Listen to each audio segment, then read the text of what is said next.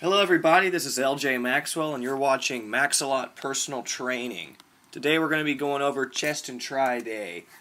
So, I really enjoy chest and tris. I think everybody enjoys chest and tris. We're going to start out with 185 pounds on bench, doing a little bit of a warm-up.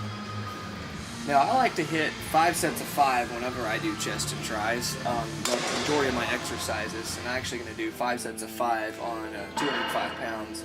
That's going to be my workout for my bench press. Now, when I'm doing bench press, I don't go all the way down to my chest because I like my rotator cuffs too much and I don't want to tear them up. Besides, going past 90 degrees on your elbow, you can get a little more flexion if you go past 90 degrees at the elbow bend, and that's putting more torque that's actually breaking past the mechanical advantage of the pectoralis major in your chest. But for the majority purposes, I'm not willing to risk torn rotator cuff, you know. So there's not much point to it. Plus, I'm not a competition lifter. I'm not, having the football coach tell me to do it. So because he doesn't control my life. But anyway, notice how I bring the bar actually pretty close to my diaphragm. It's like, notice dead center of the chest right there, I'm bringing it down. The reason why I'm doing that is because it actually sends the weight more directly through the pectoralis major right there. Okay, see how I'm bringing it close to the diaphragm right there? Rather than the bar being closer to the upwards, more top part of my chest, like my collarbone or my clavicle. I don't want that because then my shoulders are actually going to engage in the lift more right at the front deltoids, those front shoulder muscles. And that again is where people time and time again will have, shoulder injuries. They're like, man, my shoulders are killing me. Well, the bar's up towards the top of your chest, almost right over your neck, dude. But if you're doing that and you have a natural propensity to do that, it's because you're too weak. Here comes Mr. Helper on my 6th rep. Yeah, he helped a ton. Yeah, not really. So anyway, I ended up getting 6 reps on that last set. I like to push it on that 5th set. So we're going to move over to machine fly. I do 3 sets of 12. I think this first set is at 150 or 165 or something like that. Now again, you want to keep the shoulders out of this lift. Okay, it's purely for the chest to be pulling across your body, across the body.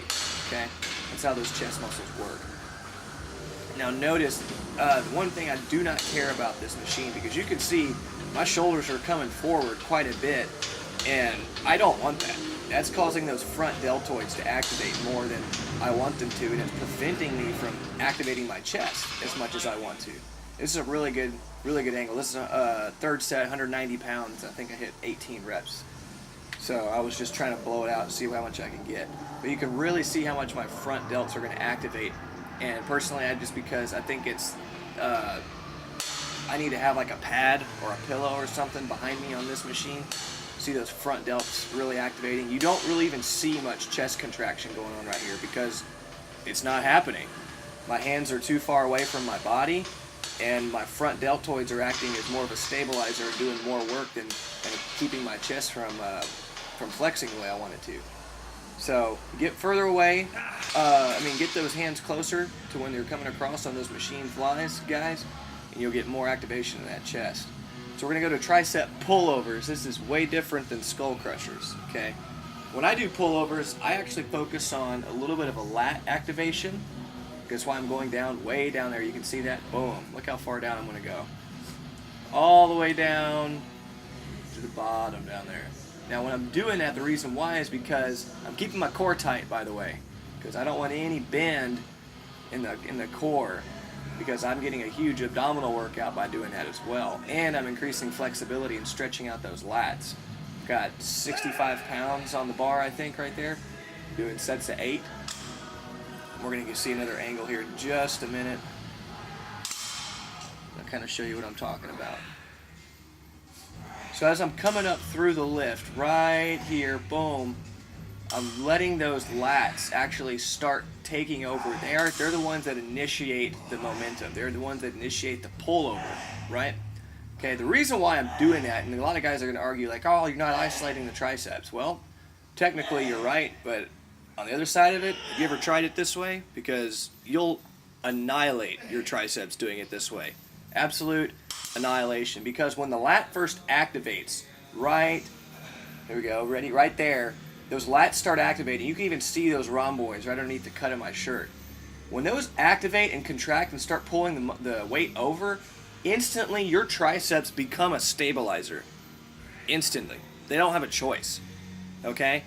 And then as I'm pulling through and extending at my elbows, while those tricep heads, those tricep brachialis are activating all the way down to where the tendon connects into those lats, all of that's time under tension and all of that's being stimulated. And now as I'm pulling through with those triceps, I'm hitting all the way to where those tendons wrap around and connect to those latissimus dorsi. All the way. I'm not neglecting any isolation on those tricep pullovers. Alright, so we're going to go into dips. So I'm doing 5 sets of 5 on dips, really focusing on the triceps here rather than the chest. That's why I'm going straight up and down. I'm doing it with a 45-pound plate. I really like how I'm explosive on these, really pushing and powerfully exploding through this lift. I'm looking to go up in weight here pretty quick. I'm just now getting back into weighted dips, and this is kind of a trial run routine. I'm going to post some more videos about progressive training as well, guys. You know, exercise does the body good for a day. Training is working to a specific goal. I'll just put it that way, and I'll explain myself better. Really focusing on pushing through with the triceps, like I said. You can really see, look at my elbows.